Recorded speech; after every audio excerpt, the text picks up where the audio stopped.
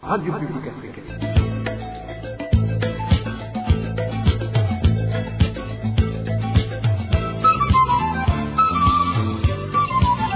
Radio Publique Africaine.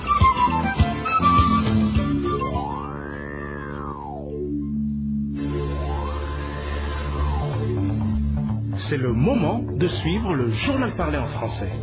À la présentation, Nadège Ilakose. Merci d'avoir choisi d'écouter la radio publique africaine. Bienvenue au journal de ce mercredi 14 janvier 2026. Tout d'abord les grandes articulations. Les sites de transit où sont rassemblés les réfugiés congolais au Burundi sont débordés. Le HCR est préoccupé par la détérioration de la situation humanitaire suite à l'afflux massif de ces réfugiés. Le procès verbal récemment produit par la NAGESA comporte plusieurs zones d'ombre, même si cette agence étatique a fait tout ce qu'elle peut pour masquer ces magouilles. Dans ce journal, vous allez le suivre. Et dans le mini-magazine au cœur de la société, nous revenons sur la promesse faite par le président de la République du Burundi aux retraités qui percevront une pension égale à leur dernier salaire avant la retraite. Une promesse qui n'a jamais été tenue depuis 6 ans. Voilà pour le sommaire. Dans quelques secondes, le développement de cette édition. Bonsoir, ouvrons ce journal par la page réfugiés.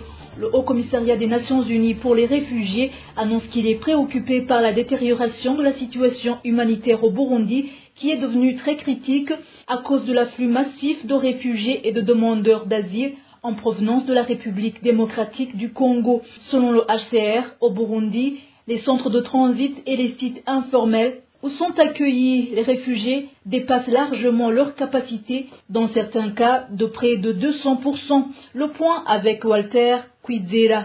Depuis début décembre 2025, plus de 84 000 personnes fuyant les affrontements dans la province du Sud Kivu en RDC ont traversé la frontière burundaise, ce qui a en même temps augmenté considérablement le nombre total de réfugiés et de demandeurs d'asile au Burundi, qui va au-delà de 200 000 personnes à cause de ces guerres. À travers le site du branche des Nations Unies, OCHA, le HCR fait savoir l'arrivée des milliers de personnes qui traversent chaque jour la frontière à pied ou en bateau, exerçant une forte pression sur les ressources locales et engendrant une situation d'urgence humanitaire qui nécessite un soutien international immédiat. De plus, sont les plus affectés. Ceux-ci arrivent épuisés et gravement traumatisés, portant des marques physiques et psychologiques d'une violence terrifiante. À côté de cela, certains employés du HCR font savoir qu'il y a des femmes enceintes qui disent ne pas avoir de quoi manger depuis plusieurs jours. Pire encore, les centres et les sites informels où sont accueillis les nouveaux arrivants dépassent largement leur capacité et dans certains cas, de près de 200%, laissant des centaines de familles dans des conditions intenables. Dans ces centres, les pénuries d'eau et les installations sanitaires augmentent le risque des épidémies de maladies mortelles comme le choléra et autres. Par ailleurs, l'OHCR indique aussi que les violences, les attaques et les bombardements ont contraint plus de 500 000 Congolais à fuir leur foyer. Ainsi, pour venir en aide à toutes ces personnes, le Haut Commissariat des réfugiés fait savoir qu'une somme de plus de 47 millions de dollars américains est plus que nécessaire dans les 4 mois à venir pour aider ces réfugiés. Toutefois, l'OHCR invite les parties en conflit à honorer et à mettre pleinement en œuvre les engagements pris dans le cadre des récents efforts de paix visant à protéger les civils.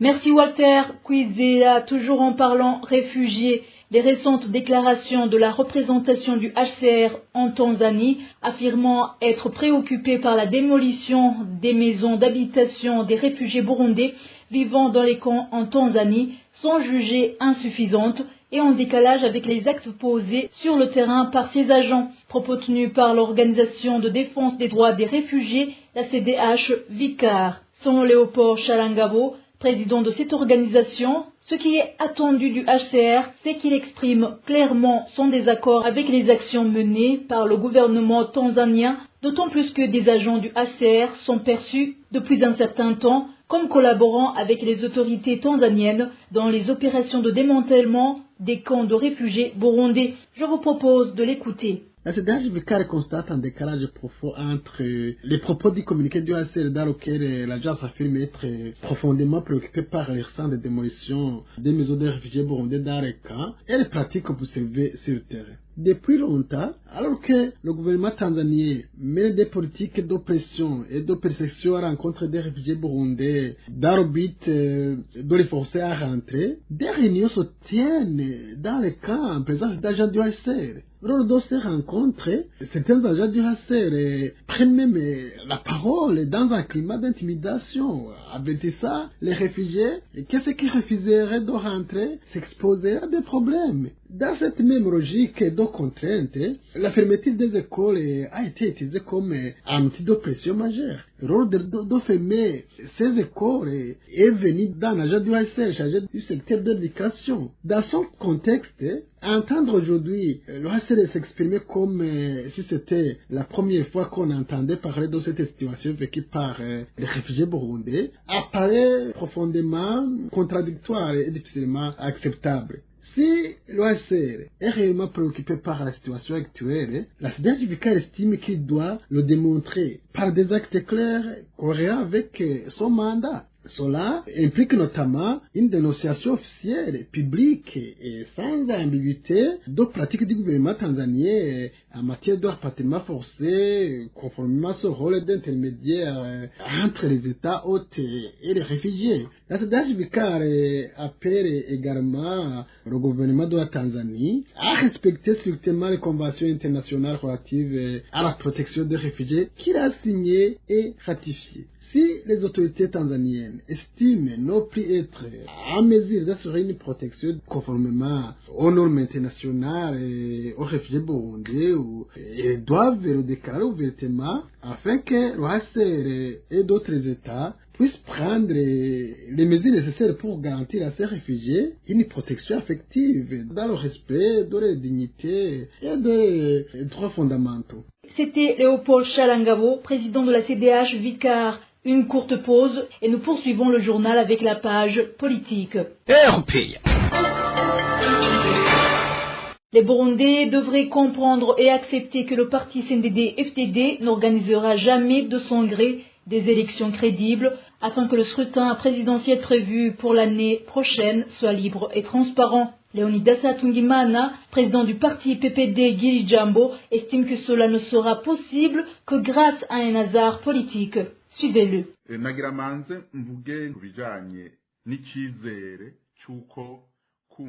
Eh bien, pour commencer, je vais parler de l'espoir que le gouvernement actuel, dirigé par le CNDD-FDD, accepte d'avoir un dialogue permettant d'organiser correctement les élections présidentielles de 2027. Cet espoir, sur base des événements des années passées, est pour moi inexistant. Pourquoi? La prochaine course électorale ne concerne qu'une seule place. Ils n'ont pas accepté la compétition quand il s'agissait des milliers de places. Vont-ils accepter pour la seule chaise du président de la République? Ils ne peuvent pas badiner avec ça, à moins qu'ils fassent un faux jugement. Je dis un faux jugement, car chez eux, l'alternance au pouvoir n'est pas envisagée. La compétition se fait à l'intérieur du parti, mais personne d'autre de l'extérieur ne peut être autorisé à rivaliser avec eux. Donc, je n'ai aucune illusion là-dessus. kuri iki kibanza cy'umukuru w'igihugu ku buryo rero nta cyizere n'ukuri mfise ariko ndagwa nkagaruka burya mu 92 kumbure muribuka ko habaye icyo bita la conference de la Balle umukuru w'igihugu cy'Ubufaransa icyo gihe nawe yarakomeye gose yaratanga nk'itegeko. Toutefois, je me ressaisis. En 1992, si j'ai bonne mémoire, vous vous rappelez de la conférence de la Balle. Le président français de l'époque a forcé la main à imposer le multipartisme au risque des sanctions économiques. C'est ainsi que le Frodebo a saisi l'opportunité, a participé aux élections et il les a remportées. Mais tout cela est venu de la pression de quelqu'un d'autre. Ces jours-ci, je vois aussi des contextes internationaux en politique, où certains grands pays semblent vouloir obliger à d'autres nations comment gouverner. Cela peut arriver aussi, c'est ce qu'on appelle le hasard politique. Mais si cela n'arrive pas, s'il n'y a pas imposition, obligation, car par consensus ça ne pourrait pas marcher, aucun espoir, rien n'est possible. kubategeka ngo bashyire mu ngiro babyumva batabyumva naho honyine hashoboka naye hasigaye nukuri nta kintu gishoboka. S'agissant des discours contradictoires de certains responsables politiques, Leonidas Hatungimana affirme qu'il n'existe aucun malaise particulier au sein du parti CNDD-FDD. Ancien membre de ce parti, il explique que les Burundais devraient comprendre que face à une menace de quitter le pouvoir, les Bagumyabanga restent ensemble pour se protéger. Jewe nukuri amakuru mfise nta mpande ziriho zihanganye. Bijya byo kuvuguruzanya novuga ko bwa mbere biva kuri icyo no kwita manque ya coordination de la réponse publique. Nukuvuga umwe wese aragenda akishura amenyesha amakuru. À ma connaissance, il n'y a pas vraiment de rivalité. Ces discours contradictoires sont dus en premier au manque de coordination dans la réponse publique. Chacun parle à la presse de son côté sans avoir coordonné la réponse à donner. La deuxième raison des apparences contradictoires, c'est la non-considération de l'auditoire. Ils savent qu'il n'y a plus une presse libre et engagée au pays. Les autorités ne pèsent plus leurs mots aujourd'hui. Une autre raison derrière cette situation est que chacun veut se positionner, se faire apparaître. Prenons le cas de Révérien. Il veut montrer à tous que c'est lui le patron du parti de l'Aigle.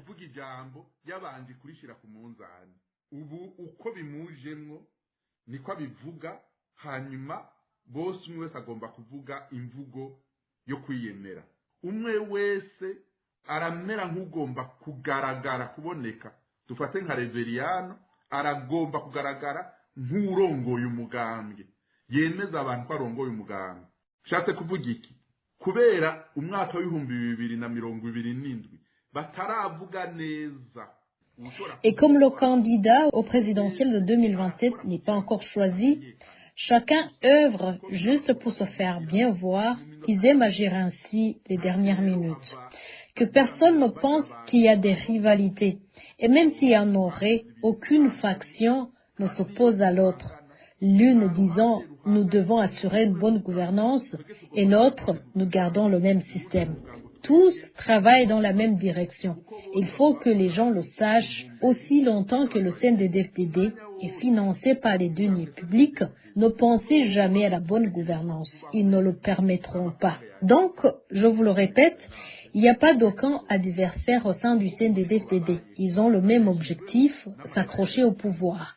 Tout ce qui arrive, ils se remettent ensemble et se rappellent que s'ils ne sont plus au pouvoir, ils seront poursuivis en justice. Ils s'évaluent et savent les crimes qu'ils ont commis. Donc, s'ils perdent le pouvoir, ils sont conscients que ce sera leur fin, raison pour laquelle ils s'accrochent au pouvoir.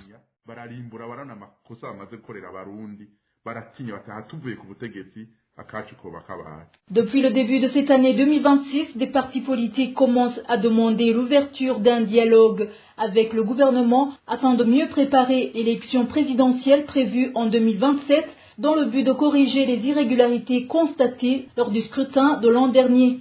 Toujours en parlant en politique, le ministre burundais des Relations extérieures a déclaré ce mardi 14 janvier que la mise en place d'un mécanisme de suivi des ressortissants burundais se rendant travailler dans les pays arabes répond à la volonté des autorités de pouvoir assurer leur encadrement, rester en contact avec eux et leur apporter assistance en cas de difficulté.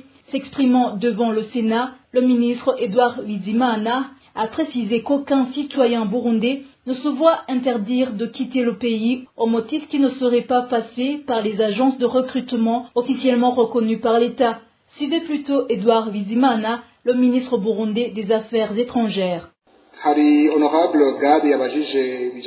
L'honorable Gadi a posé la question au sujet de certains Burundais qui partent travailler à l'étranger et sur le billet de sortie qui est délivré par notre ministère. Je pense que certaines personnes n'ont pas bien compris le contenu de notre correspondance. Pour notre part, nous n'interdisons à personne de voyager ou d'aller travailler à l'étranger. Nous disons simplement qu'il est préférable que la personne qui part passe par les voies officielles et reconnues afin que, en cas de problème, il ne soit plus facile de lui venir en aide. Lorsqu'une personne part de manière individuelle sans passer par une agence agréée, il devient difficile pour nous d'assurer son suivi et de lui apporter assistance en cas de besoin. Cependant, nous n'empêchons personne d'exercer son droit de travailler là où il le souhaite. Le document que nous délivrons contient d'ailleurs une fiche indiquant si la personne part par l'intermédiaire d'une agence et laquelle l'a recruté. Cela nous permet d'identifier clairement les responsables et les interlocuteurs en cas de difficulté. Néanmoins, même ceux qui partent sans passer par une agence disposent du droit de voyager et de travailler à l'étranger. Personne ne les en empêche.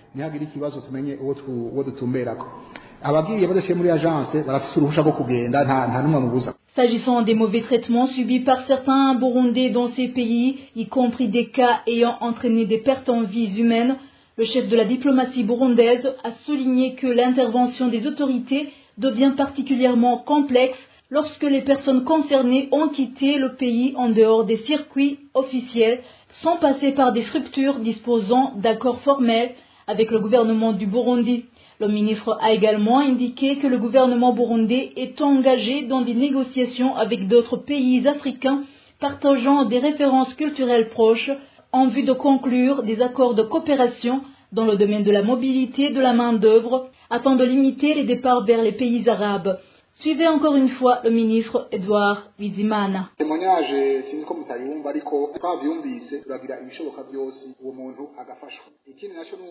Je crois que vous entendez ces témoignages, même si ce n'est pas toujours évident. Mais chaque fois que nous sommes informés d'une situation problématique, nous faisons tout notre possible pour que la personne concernée soit assistée. Concernant la personne décédée que vous avez évoquée, la difficulté est qu'elle n'était pas passée par une agence, même si ce n'est pas en soi un motif pour refuser notre intervention. Nous ne savons pas exactement si son employeur est responsable de son décès ou si celui-ci est dû à une maladie. Ce que nous savons, en revanche, c'est qu'il a été abandonné dans la rue et ce n'est qu'ensuite qu'il a été établi qu'il s'agissait d'un ressortissant burundais. C'est alors que l'affaire a été signalée à notre consulat général à Dubaï, étant donné qu'il travaillait aux Émirats arabes unis. Par la suite, nous avons dépêché l'un de nos conseillers pour suivre ce dossier. Un autre intervenant a suggéré que nous accélérions l'envoi des travailleurs burundais vers des pays avec lesquels nous partageons certaines similarités culturelles ou sociales,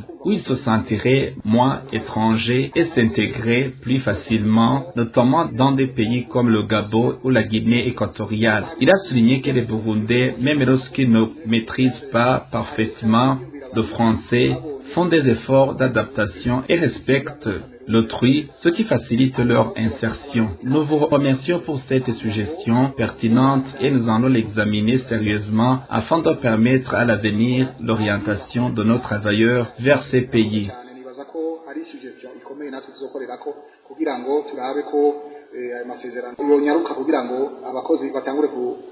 Passons à la page gouvernance.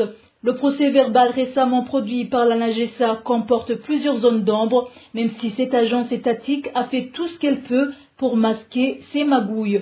Notre consoeur, Josiane Moudaneza, nous fait aujourd'hui le parallélisme de ce rapport et de celui présenté par la commission permanente chargée des questions agricoles au sein du Parlement burundais. Les magouilles opérées par l'Agence nationale de gestion du stock de sécurité alimentaire en AGESA en sigle sont légion compte tenu des rapports en possession de la RPA. Mais aujourd'hui, nous allons d'abord nous pencher sur 2 points, à savoir l'achat des sacs PIC ainsi que le carburant utilisé pour battre campagne en 2024.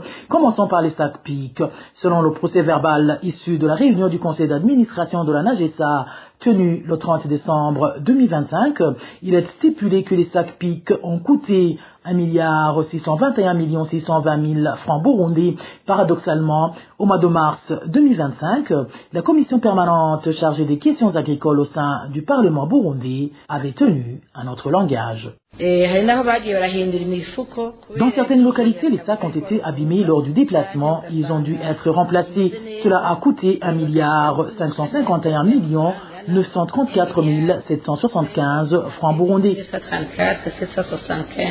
Entre 1,6 milliard et 1,5 milliard, il y a une marge de 100 millions seulement. Vu sous cet angle, il y a moyen de conclure que plus de 99% de sacs achetés a été endommagé, vu que le montant utilisé pour réemballer le maïs équivaut presque à celui utilisé pour l'achat total de ces sacs. Parlons à présent de la consommation en carburant. Ici, il faut prendre une chaise si vous êtes debout ou attacher vos ceintures, car ce qui est dit dans le dit rapport relève de la magie. Et pour bien vous faire une idée, suivez d'abord cet extrait de la présidente de la commission permanente chargée des questions agricoles au sein du Parlement burundais. Le carburant utilisé dans tout le processus a coûté 64 770 455 francs burundais. Ces propos ont été tenus au mois de mars 2025 devant la Chambre basse du Parlement, mais 9 mois après, la NAGESA, dans son rapport détaillé du 30 décembre 2025, dit avoir dépensé en carburant une somme de 161 37 955 francs burundais, soit un écart de plus de 96 millions de francs burundais.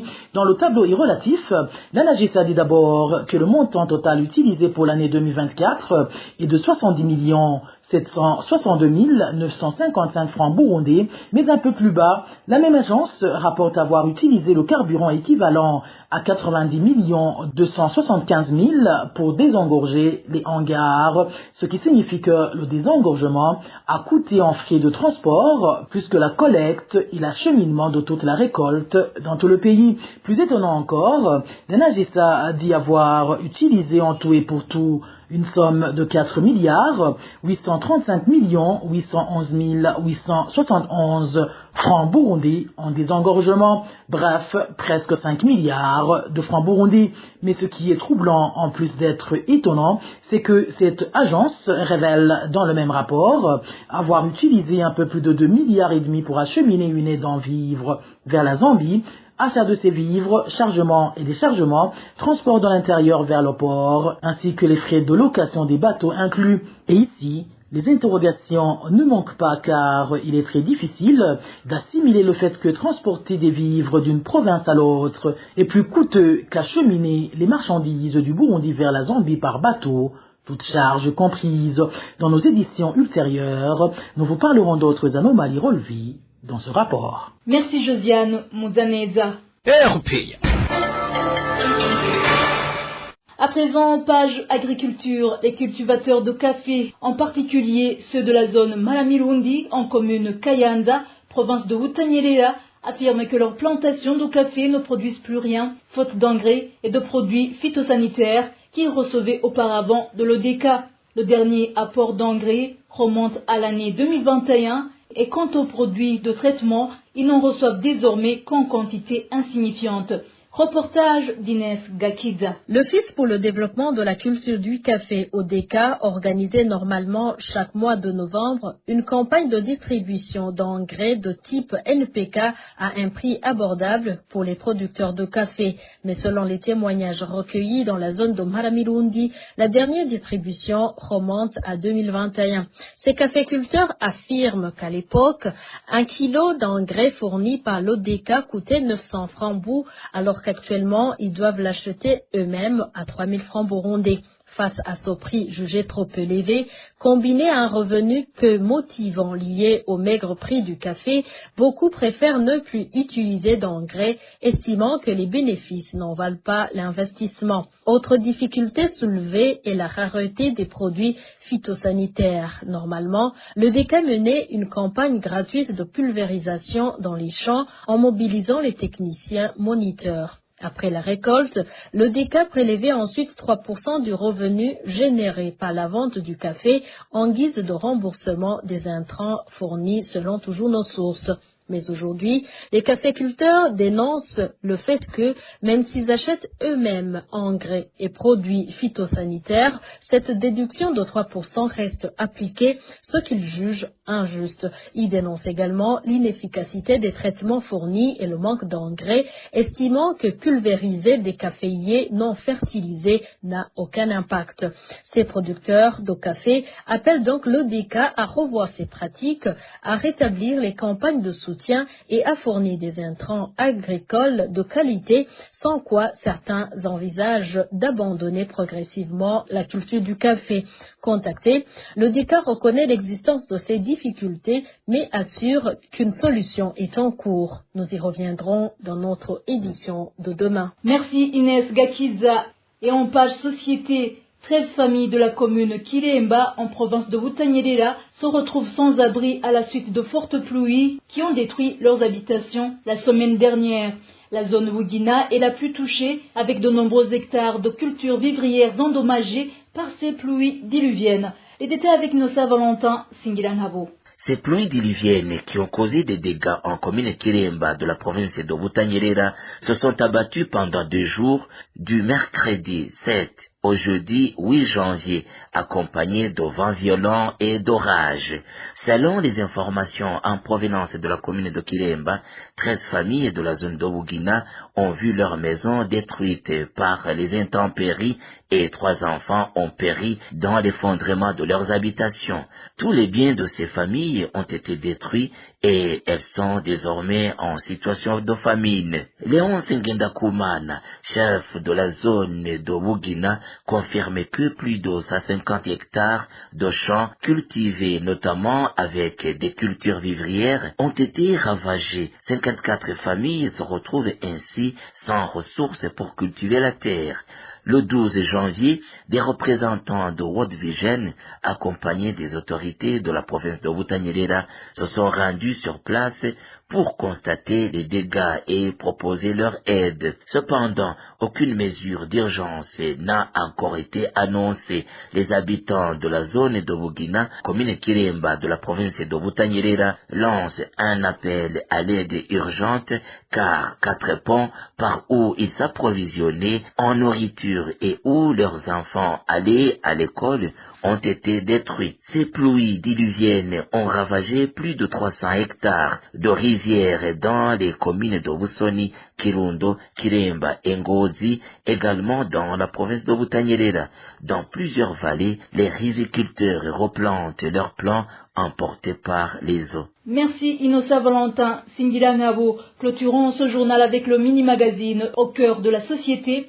Aujourd'hui, nous revenons sur la promesse faite par le président de la République du Burundi aux retraités qui percevront une pension égale à leur dernier salaire avant la retraite. Pour ces retraités, c'est regrettable que la parole du président soit prise à la légère et reste sans réponse 6 ans après. Au cœur de la société vous est présenté par notre confrère de la RPA, Désiré Hatungimana.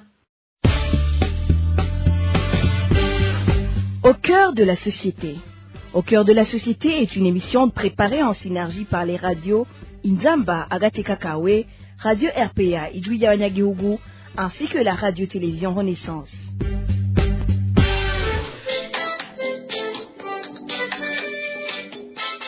Ça fait bientôt 6 ans sans que la promesse faite aux retraités par le président Évariste Ndayishimiye ne soit mise en application. En effet, le président Ndayishimiye avait promis aux retraités qu'ils percevront à la retraite un salaire égal à leur dernier salaire avant d'entrer en retraite. Ces retraités trouvent que c'est ridicule pour un président de la République qui promet une chose qu'il n'est pas capable de mettre en application. Pour les hommes politiques, Ndayishimiye devrait laisser de dire des choses dont il n'a pas la solution, espérant que ça lui rend sympathique aux yeux de la population, alors que c'est le contraire. Bienvenue à ce mini-magazine Au cœur de la société qui vous est présenté par Désiré Hatungimana.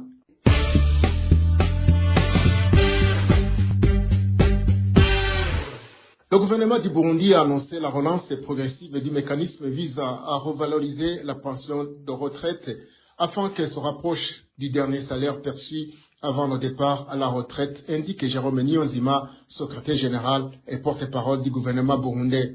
Cette décision a été prise lors du Conseil des ministres tenu ce mercredi 7 janvier 2026. Le gouvernement du Burundi a décidé de rehausser le montant de la pension des retraités de telle manière qu'il soit égal au dernier salaire net du mois précédent, celui de sa mise à la retraite. Par la suite, des études ont montré que la pension égale au dernier salaire net n'est pas applicable dans l'immédiat, mais qu'il serait judicieux de procéder à cette réforme de façon progressive. Il s'est alors avéré que la loi en vigueur soit modifiée dans certaines dispositions afin de permettre la mise en application de la réforme, les modalités pratiques de cette augmentation devant être précisées par décret. Après échange et débat, le projet a été adopté avec entre autres recommandations d'inventorier les textes légaux et réglementaires fixant les pourcentages de cotisation appliqués au Burundi en vue de leur actualisation pour revoir l'assiette et le taux de cotisation afin d'atteindre le plus rapidement possible cet objectif.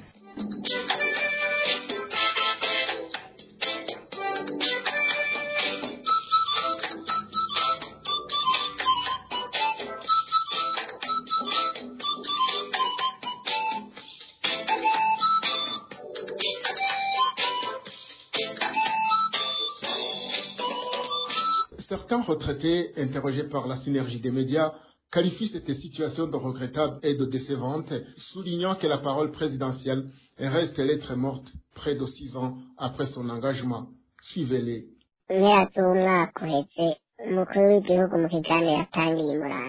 À la fin de l'année dernière, le chef de l'État, dans un discours qu'il a prononcé à Muramvya sur cette question, a déclaré que ceux qui lui font du tort ne veulent pas mettre les mesures en œuvre. Dans les jours qui ont suivi, le ministre des Finances a affirmé que nous allons verser 60% des parts. Aujourd'hui, le porte-parole du gouvernement dit qu'il faut attendre de nouvelles lois. On se demande alors, du président de la République au gouvernement ou aux membres de l'État, qui a réellement dit la vérité? Si c'est pour se renvoyer la responsabilité pour qu'aucune erreur ne soit imputée à quelqu'un, qu'on nous le dise clairement. Mais c'est le président qui est directement concerné. S'il admet que la tâche l'a dépassé, ce n'est pas un problème. Aucun homme n'est infaillible. Nous lui demandons de reconnaître ouvertement que cela l'a dépassé.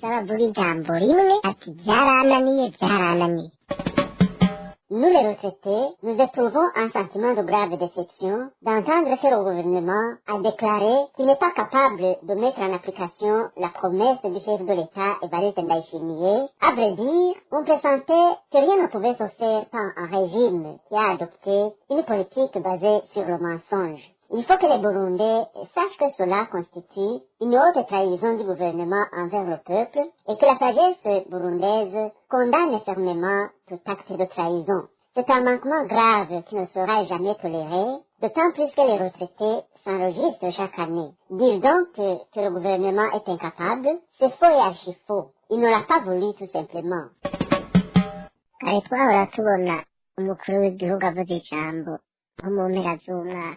Avant, nous avions l'habitude de voir le président prononcer un discours, par exemple, à la fin de l'année, après avoir discuté avec tous les ministres concernés, et immédiatement, cela a été mis en œuvre. Je me souviens du président Buyoya qui avait annoncé « Vous recevrez le 13e mois », et cela a été appliqué dans 2 ou 3 jours, car le gouvernement était cohérent dans ses décisions. Mais le gouvernement actuel est désorganisé. Par exemple, les 7 milliards dont parlait le ministre du Trésor, ils vont être dépensés ou détournés. C'est cela qui nous inquiète.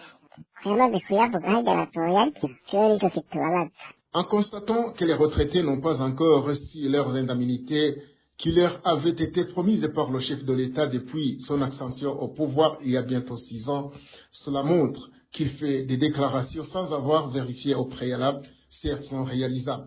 Au sein du CFO Arusha, on estime qu'Évariste Ndayishimiye agit ainsi dans le but de se rendre populaire auprès de la population, alors qu'il s'engage sur des promesses qui nécessitent d'abord une évaluation de faisabilité par les institutions compétentes. Suivez Jean Bosco Guigemera, vice-président du CFOR Arusha. L'actuel président de la République n'a rien de différent par rapport à son prédécesseur. Ils annoncent tous ce qui est alléchant pour s'attirer la sympathie de l'électorat, surtout la veille des élections. Il se souviendra de la déclaration du président Nkurunziza annonçant l'augmentation des salaires des fonctionnaires de 34%, comment le gouvernement a peiné à la mettre en œuvre. Normalement, toute déclaration ayant un impact budgétaire devrait résulter d'une étude d'experts à la matière et être tenue en considération dans la loi budgétaire de l'année considérée. Un texte réglementaire sous forme de décret et des ordonnances d'application devraient suivre. Malheureusement, souvent ce n'est pas le cas. S'il arrive qu'une déclaration soit contraire de ce qui est prévu par les textes officiels pour différentes raisons, le législateur doit tout faire pour adapter rapidement le texte et permettre sa mise en application et ainsi éviter le discrédit du président de la République, du moins pour ceux qui le croient encore. Le CFO Arusha demande aux autorités de ne pas se limiter à rechercher la popularité afin d'obtenir des voix, mais plutôt de s'efforcer d'apporter des solutions concrètes aux différents problèmes auxquels les citoyens sont confrontés. Encore une fois, Jean Bosco Guiguemera. Nous estimons qu'il est possible que la déclaration du président soit mise en application. Il suffit que le gouvernement lui accorde une priorité dans la loi budgétaire. Aussi, son impact budgétaire risque d'être trop important. Il faut qu'au moins le gouvernement étudie l'échéance de sa mise en application. Tout cela n'est possible que si le gouvernement inculque dans ses pratiques la planification et éviter de naviguer à vue ou laisser le seul ministre des Finances et quelques dinosaures du système jouir du budget de l'État au détriment des autres. Concernant les collaborateurs qui pourraient entraver les décisions du président, nous n'en avons pas les preuves dans ce domaine précis, mais ça pourrait arriver si on n'y prend pas garde. Si les déclarations pour des faits électoralistes ou mensongères continuent, vu surtout l'opposition interne dont certains font mention. C'est sur ces conseils de Jean Bosco Guiguemera que nous mettons un point final à ce mini-magazine au cœur de la société. Merci de l'avoir suivi. Rendez-vous mercredi prochain. C'était l'émission Au cœur de la société. Merci Désiré Hatungimana. Et voilà, chers auditeurs, c'est ici que prend fin le journal de ce mercredi 14 janvier 2026. Merci pour votre attention. Merci également à toute l'équipe rédactionnelle et technique. Bonne soirée à tous.